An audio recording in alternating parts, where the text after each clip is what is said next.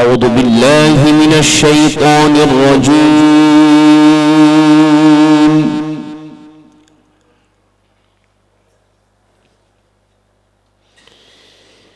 بسم الله الرحمن الرحيم.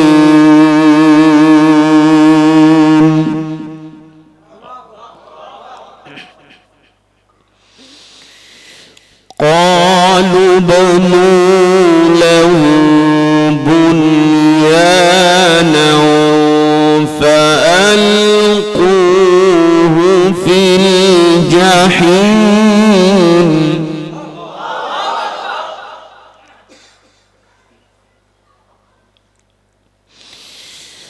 فأرادوا به كيدا فجعلناهم الأسفلين.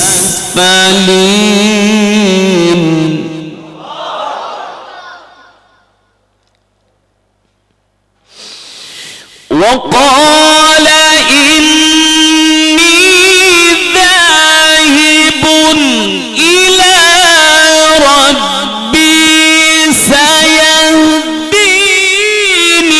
ربي هب لي من الصالحين.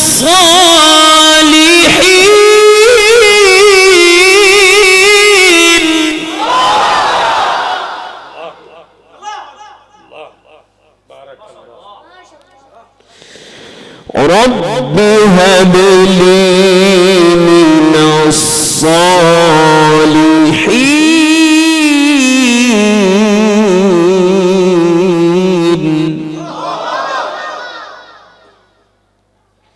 رب هب لي من الصالحين.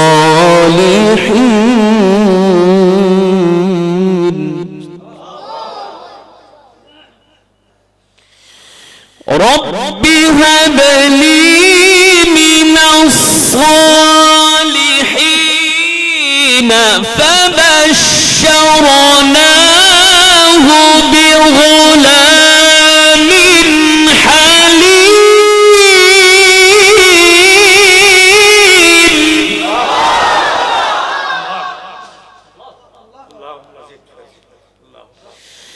رب هب لي من الصالحين.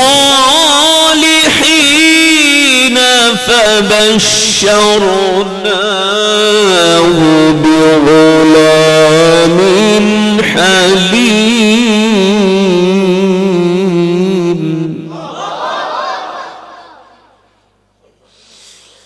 فلما بلغ معه السعي قال يا بني إني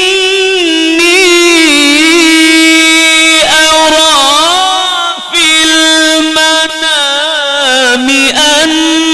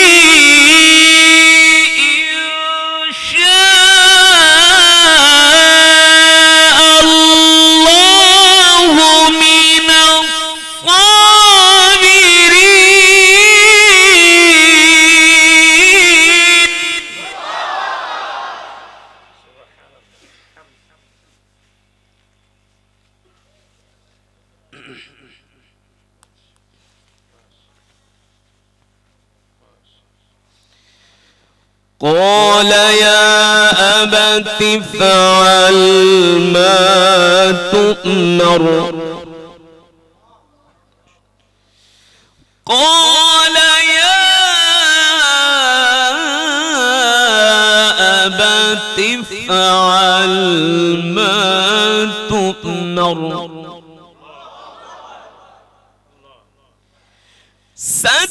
ستجدني إن شاء الله من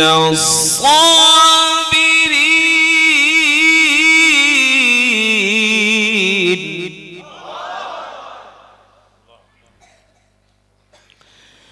فلما أسلما وتله للجبين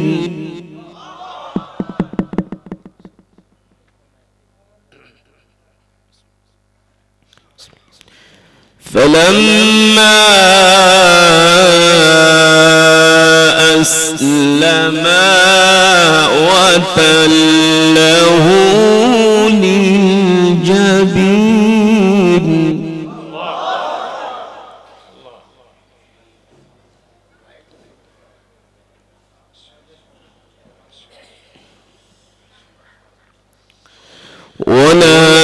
وناديناه أن يا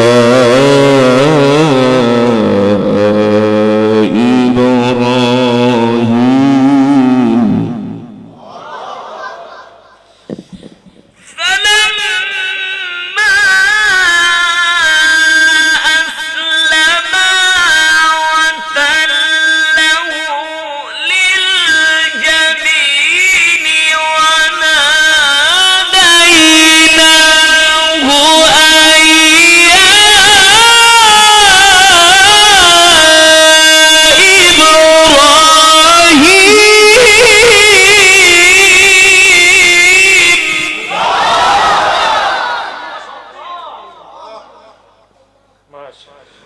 قد صدقت الرؤيا قد صدقت الرؤيا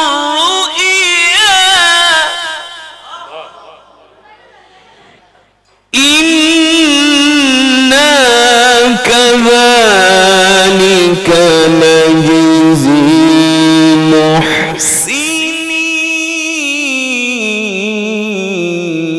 المحسنين قد صدقت الرؤيا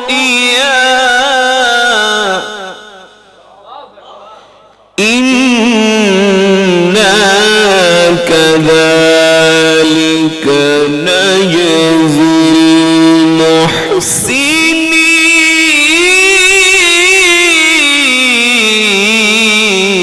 المحسنين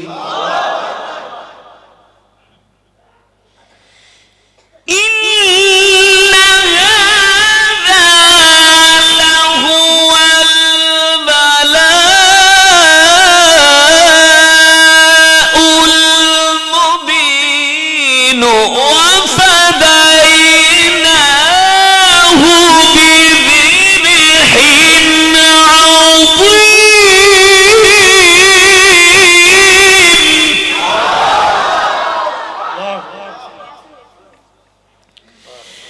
إن هذا لهو البلاء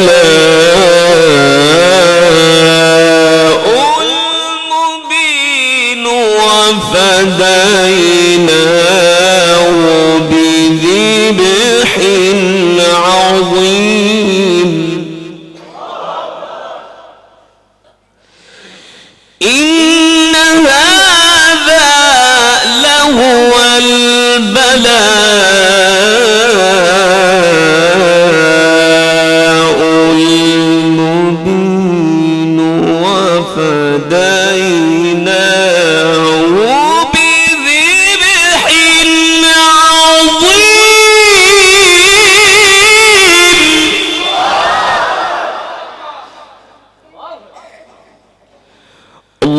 أكبر ولله الحمد بسم الله الرحمن الرحيم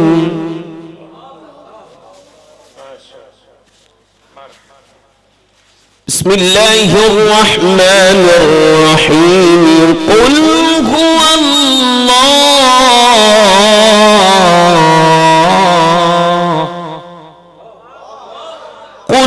هو الله أحد الله الصمد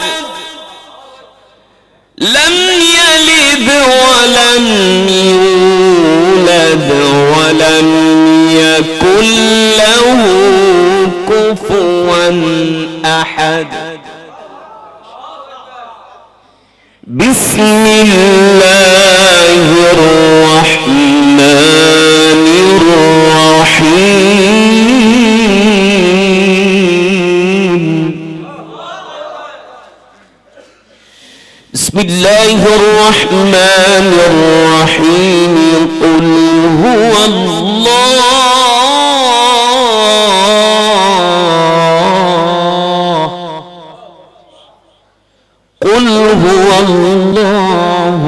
أحد الله الصمد لم يلد ولم يولد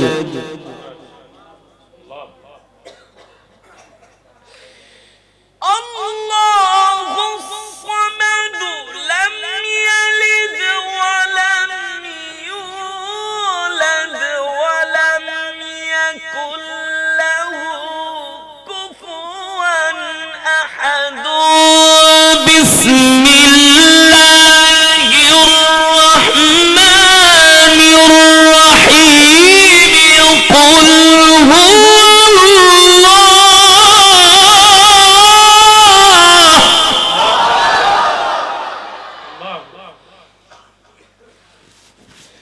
قل هو الله أحد الله الصمد لم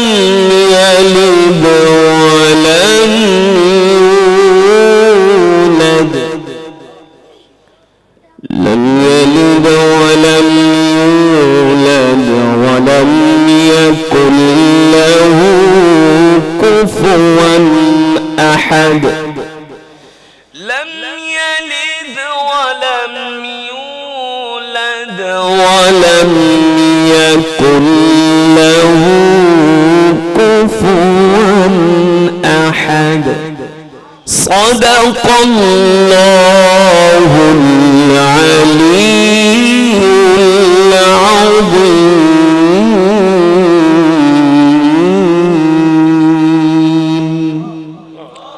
আমরা সকলেই বলি আলহামদুলিল্লাহ আর ইমানি আওয়াজ দিয়ে পড়ি আলহামদুলিল্লাহ আল্লাহ তাআলার প্রিয় বান্দারা দীর্ঘক্ষণ সময় কোরআনুল কারীম থেকে তেলাওয়াত করেছি আপনারা শুনেছেন আল্লাহ সুবহানাহু ওয়া তাআলা নিঃসন্দেহে প্রতিটি হরফের বিনিময়ে আল্লাহ তাআলা আমাদের আমলনামায় কম পক্ষে 10টি করে নেকি দান করেছেন এই মাজমা এই মাহফিলে আমরা যারা এসেছি এক একজন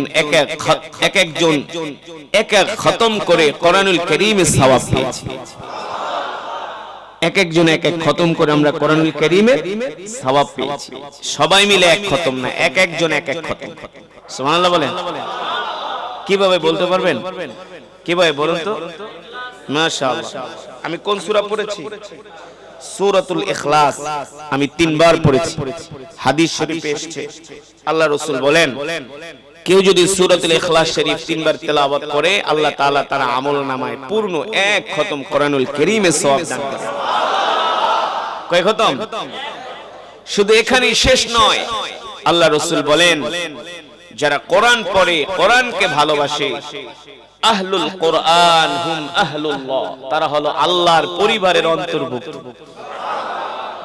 ফর এক্সাম্পল উদাহরণ বর্তমানে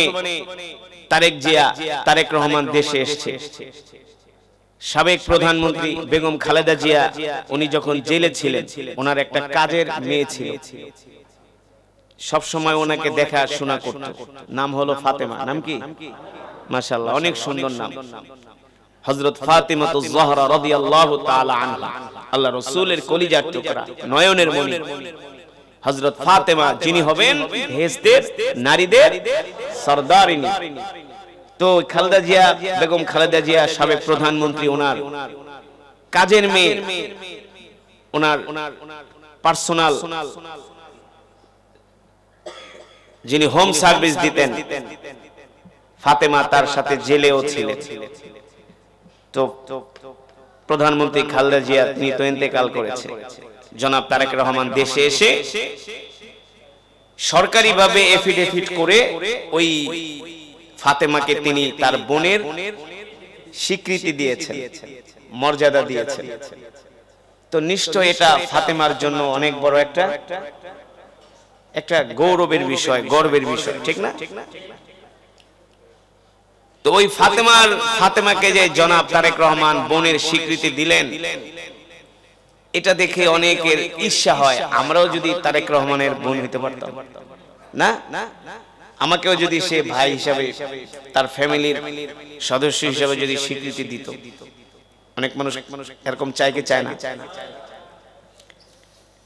কেউ মন্ত্রী, কেউ এমপি, কেউ প্রধানমন্ত্রী, রাষ্ট্রপতি, বড় কোনো পারসন, অনেক টাকা পয়সা আছে, বিগ বিজনেসম্যান, শিল্পপতি, তাদের সাথে সম্পর্ক রাখে। শুধু রাখে না, এমপির সাথে 2-3 দিন, মন্ত্রীর সাথে 2-4 দিন ঘোরা, 2-3টা সেলফি তুলাকে মিয়া চিনো, আমি কিন্তু মন্ত্রীর লোক, আমি কিন্তু এমপির লোক।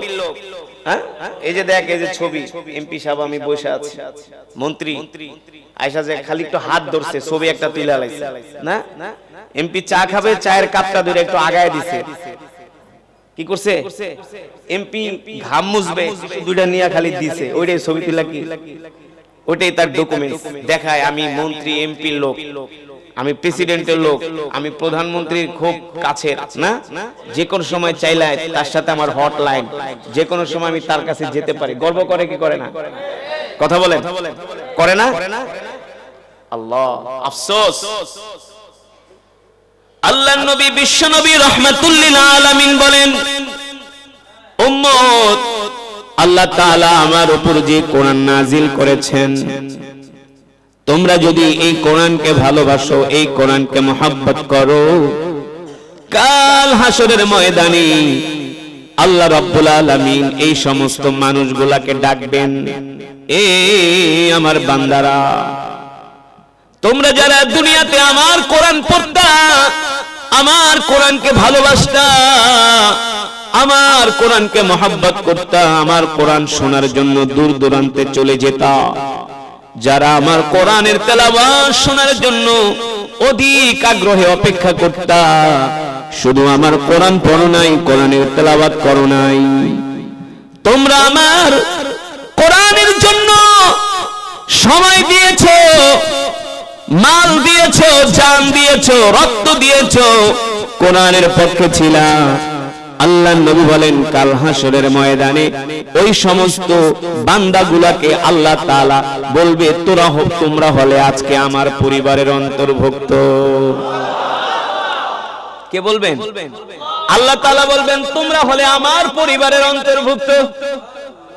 আল্লাহ তাআলা তখন বলবে, ফেরেশতা, ওই যে আমার বান্দা কোরআন পড়তো, সব সময় কোরআন পড়তো, কোরআনকে ভালোবাসতো, নিজে পারতো না, কোরআনে হাফেজদেরকে ভালোবাসতো, কোরআনের আলেমদেরকে ভালোবাসতো, এ ফেরেশতারা, আমার ওই বান্দা হলো আমার পরিবারের লোক, তাড়াতাড়ি আমার বান্দাকে জান্নাতে নিয়ে যাও।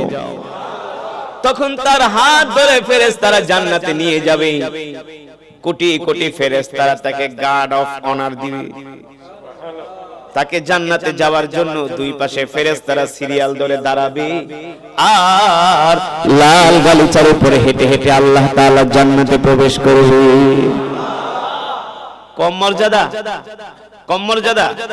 মিয়া, দুনিয়াতে যারা কোরআন পড়ে তাদেরই তো কত মর্যাদা, দুনিয়াতে যারা কোরআন পড়ে তাদেরই আপনি শুধু কোরআনের সাথে লাইগা থাকেন, প্রতিদিন এভরিডে প্রতিদিন কিছু কিছু করে কোরআন তেলাওয়াত করেন, 1 পারা 2 পারা 3 পারা 1 পৃষ্ঠা 5 পৃষ্ঠা, মানে আপনি তেলাওয়াতটাকে কন্টিনিউ করেন।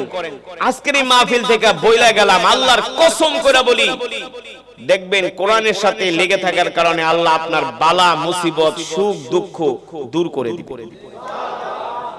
কোন একটা বিপদে পড়ছেন, বাঁচার কোনো উপায় নাই, আপনি কোরআনের সাথে লেগে থাকেন, দেখবেন আল্লাহ তাআলা বিপদ কিভাবে দূর করে দিয়েছে আপনি টেরও পাবেন না।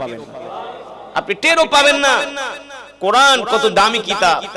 এই কোরআন কি সস্তা জিনিস নাকি? সস্তা জিনিস?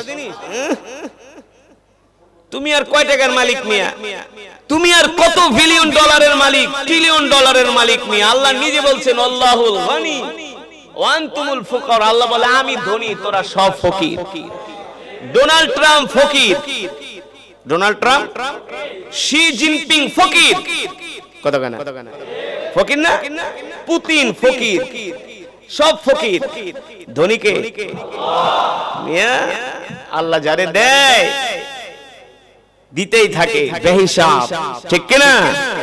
এই কারণে আল্লাহ তাআলা সন্তুষ্টি অর্জন করতে হবে।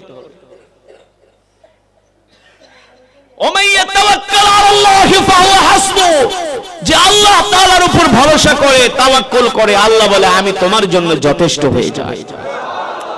এই যে শীত গেল, দেখলাম তো বাংলাদেশের মুসলমান কি ইমানের পাওয়ার দেখছি তো। একটা ফজরের নামাজ পড়ে না, এশারের নামাজ পড়ে না। শীতের দিন এলে এশারের মনে প্রস্তাব করে পানি হলো না, ডরে। একটা আমি জিগাই পানি খান কয় লিটার? কয় ভাই আমি শীতের দিনে 1 লিটারও খাই না। আমি কই কে প্রস্রাব করার ডরে? আমি কই তুমি যদি প্রস্রাব করার ডরে পানি না খাও তো তুমি কি নামাজটা পড়ো? হ্যাঁ, ঠান্ডা পানি দিয়ে ওযু করতে চায় না, ওযু করতে চায় না ঠান্ডা পানি দিয়ে। আর ভাই বক্তা নিয়ে আসেন, আমার কিন্তু সময় শেষ। ঠান্ডা পানি দিয়ে ওযু করতে চায় না বাংলাদেশের মুসলমান, আর পৃথিবীর অন্যান্য দেশের মুসলমানরা এই ঠান্ডার ভিতরে, এই প্রচন্ড ঠান্ডার ভিতরে তারা বরফের পানি দিয়ে ওযু করে তারা নামাজ পড়ে। 1 ওয়াক্ত নামাজও ছাড়ে না, 1 ওয়াক্ত নামাজও ছাড়ে না। এভরিডে প্রতি ওয়াক্ত নামাজ তারা জামাতের সাথে আদায় করে, জামাতের সাথে আদায় করে। এই যে দেখেন কত বরফ, এই বরফের ভিতরে তারা মসজিদে আইসা জামাতে নামাজ পড়ে। দেখেন এই যে বরফ, এগুলা রাশিয়া, ইরান, এই বরফের ভিতরে তারা নামাজ পড়ে। 1 ওয়াক্ত নামাজও ছাড়ে না, 1 ওয়াক্ত নামাজও তারা ছাড়ে না। আমি আলবেনিয়াতে দেখেছি, রাশিয়াতে প্রোগ্রাম, এশারের সময় প্রোগ্রাম শুরু, এর আগে বরফে পুরো রাস্তা ঢেকে গেছে। গাড়ি রাখছে, গাড়ি দরজা খুলতে পারে না বরফের কারণে, ভাঙ্গা ভাঙ্গা বরফ, তারপরে গাড়ির গেট খুলে। ওই শীতের ভিতরে তারা আয়েশা এশারের নামাজ পড়ে তারা কোরআনের মাহফিল শুনে। আমি ইভেন যে প্রোগ্রামটা গেলাম, আমরা তো বাংলাদেশের মানুষ তো শীতে অভ্যস্ত না, শীত অভ্যস্ত। আমি মনে করছি কি আর প্রোগ্রাম হবে, কি হাজারে হাজারে মানুষ এই শীতের ভিতরে ছোট ছোট বাচ্চাদেরকে তার মায়েরা নিয়ে চলে আসছে। অবাক। এই জন্য যতই শীত ঠান্ডা হোক না কেন, এই কারণে বলবো কোরআনুল কারীমের তেলাওয়াত করবেন। 5 ওয়াক্ত নামাজ। কয় ওয়াক্ত নামাজ? কয় ওয়াক্ত? খাবার যেমন 3 বার না খাইলে শরীর চলে না, দুর্বল হয়ে যায়, উইকনেস চলে আসে, দুর্বলতা চলে আসে। আপনি নামাজ যদি 5 ওয়াক্ত নামাজ ঠিকমতো না পড়েন, আপনার ঈমান দুর্বল হয়ে যাবে। এই কারণে একজন মুমিনের জন্য নামাজ বাধ্যতামূলক। কয় ওয়াক্ত? 5 ওয়াক্ত নামাজ পড়বেন আর সকাল সন্ধ্যা কোরআন পড়বেন। জান্নাতে যাওয়ার জন্য দ্যাটস এনাফ, আর কিছু দরকার নেই ইনশাআল্লাহ। তবে হালাল খেতে হবে। কি খেতে হবে? 5 ওয়াক্ত সালাত আর প্রতিদিন কোরআন তেলাওয়াত। ইনশাআল্লাহ পকেটে মিসওয়াক রাখবেন, ঢিলা কলম ব্যবহার করবেন, হালাল রিজিক খাইবেন। আপনি রিকশা চালান, কোনো সমস্যা নেই। ছোট ব্যবসা করেন, সমস্যা নেই। ফ্যাক্টরিতে ছোট চাকরি করেন, সমস্যা নাই। 5 ওয়াক্ত নামাজ কোরআন পড়বেন, আপনি হবেন দুনিয়ার বাদশা, আখিরাতেরও বাদশা ইনশাআল্লাহ। যারা গরিব তাদের জন্য জান্নাত সহজ, তার কিছুই নেই, তার তো হিসাবই নাই। হিসাব আছে? মরবে আর জান্নাতে চলে যাবে। আর যাদের কোটি কোটি টাকা, ওর তো হিসাব দিতে তো অবস্থা খারাপ হয়ে যাবে, ঠিক না? এজন্য আমরা বেশি রিজিক চাই না, বেশি অর্থবিত্ত চাই না। ঈমান নিয়ে, আমল নিয়ে, ইজ্জত নিয়ে যাতে বাঁচতে পারি, ঠিক না? অত টাকা পয়সার দরকার নাই। বাদাল ইসলাম গরিবান, ইসলাম এসেছে গরিবী হালত, ইসলাম বিদায় নিবে গরিবী হালত। এই কারণে 5 ওয়াক্ত নামাজ, সকাল সন্ধ্যা কোরআনের তেলাওয়াত করবেন তো ইনশাআল্লাহ। আর সব সময় পকেটে মিসওয়াক রাখবেন। 5 ওয়াক্ত নামাজে 5 বার মিসওয়াক করুন। আল্লাহ রাসূল বলছেন ইন্তেকালের সাথে সাথে আল্লাহ বিনা হিসাবে জান্নাত দিবেন। যে 5 ওয়াক্ত নামাজে মিসওয়াক করবে, কি করবে? মিসওয়াক করবে। আল্লাহ তাআলা আমাদের এই আমল করার তৌফিক দান করুন। সুবহানাকাল্লাহুম্মা ওয়া বিহামদিকা আশহাদু আল্লা ইলাহা ইল্লা আনতা আস্তাগফিরুকা ওয়া আতুবু ইলাইক।